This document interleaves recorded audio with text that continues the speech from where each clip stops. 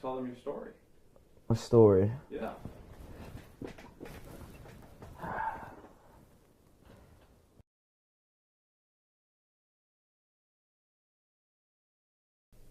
Hold on a minute. No, hold on a minute. No, because this shows actually how tat this radio is. I have a little soundbite. Of what? That sums my town up, like straight up. I'm quite happy that we can get it on. All right. Should we go for it? What, right now? Yeah, go on. Just very quickly, right? We're gonna talk through it as well. Well, I don't know. I think personally, this just sums up my town in a nutshell. It works.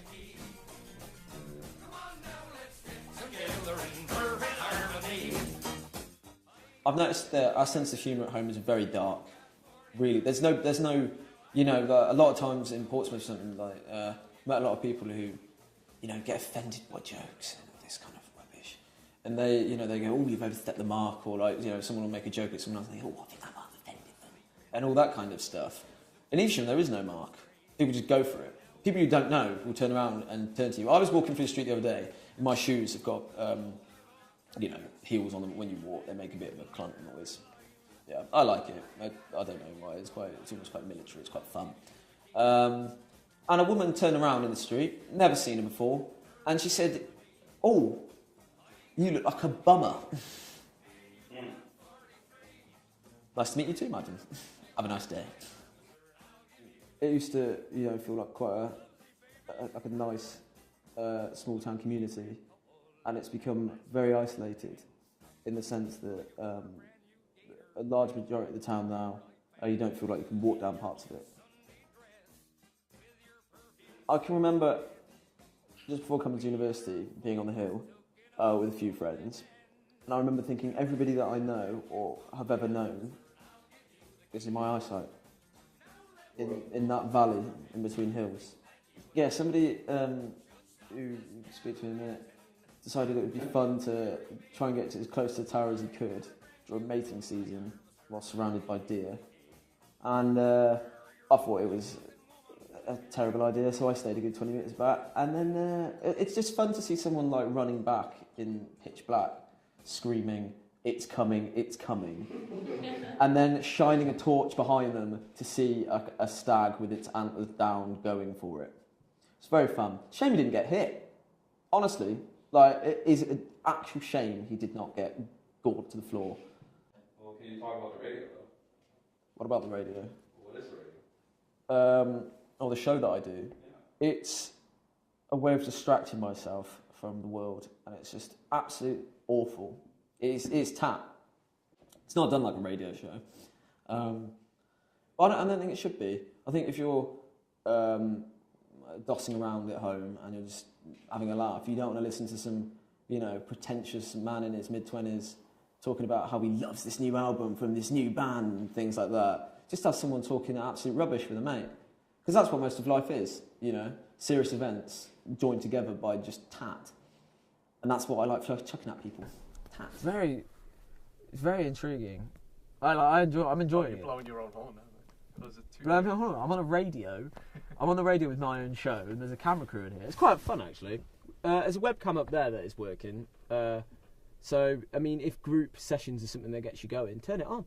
And have a listen. Well, yeah. I suppose us telling you to come and have a listen is redundant because it's a bloody radio show. No, the people who would already be listening are.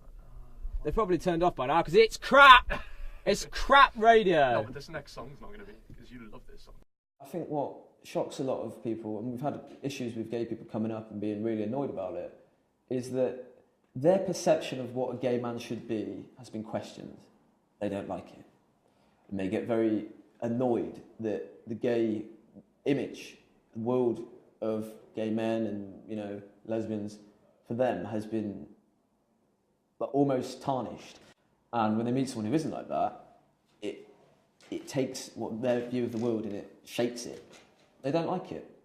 And I think that's the reason why a lot of gay people get very irate at the idea of being right-wing. What I find funny about it is that I feel a lot of the gay community is extremely right-wing. They just don't realise it. I've never met... I don't think there's, unless it's politically motivated, I've never met a straight person who has a dating profile and will say outright on it, no Asians or no blacks. But gay people do. A lot of gay dating profiles say outright, I don't want this person, I don't want this person, I don't want this person. It's very bizarre, you know. It's very shocking.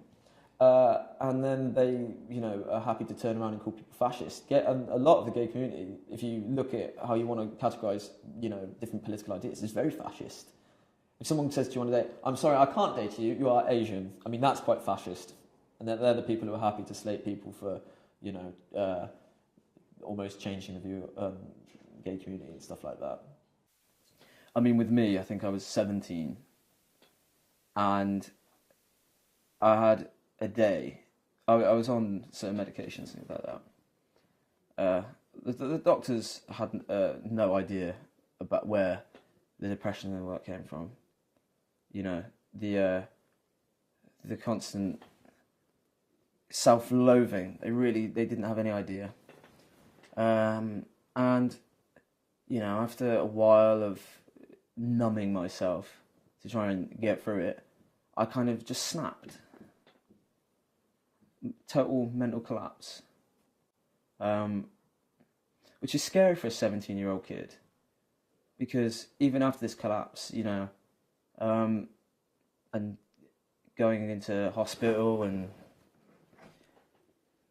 certain machines keeping you alive for a few days and things like this, you come out and you're almost at square one, because still at that time nobody knew what the real problem was. And there was a man in the bed next to me who, you know, I watched die, which was very strange. And I can remember totally and utterly regretting being in there when I watched that. You know, him screaming and crying, and them calling the time of death and hearing the heart rate thing go, whilst watching mine go down. But with coming out of hospital and not understanding what to do, I bizarrely turned quite religious. Or maybe I'd have wanted to be religious. Part of me thought, genuinely, that I'd almost have killed off being gay. You know? Really, it's a really bizarre concept that you believe that if you do something that so drastic to yourself, that you could kill part of your brain. Really odd, you know? And there was obviously no guidance or help or available, not because it wouldn't be given to me, but because I hadn't said, this is actually what my problem is.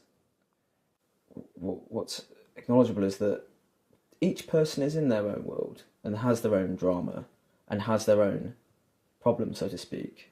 But it's the people that aren't often voicing them who really don't know how to deal with them. And they're the ones that, you know, unexpectedly snap. Historically, Britain has always gone through bad times. Good ones and bad ones. And I think when you take a ton of knocks in life, and you take a ton of, you know, awful experiences, the only thing you really can do is smile and find the funny side. Being, you know, in such places for such a long time can almost become normal. And that's quite a scary thing, is when you start to apply normality to like aspects of life that are quite dark and depressing. But, you know, the future will bring good stuff. It'll be fun. Yeah. You believe that? I don't think it, you know, in life what's funny is I think a lot of people will say that they end up where they end up, and then they look back and they go, how did I get here? I don't know how I'm here. So we'll see what the future brings. This has almost turned into a bit of a therapy session, hasn't it? Which is kind of comical. Yeah.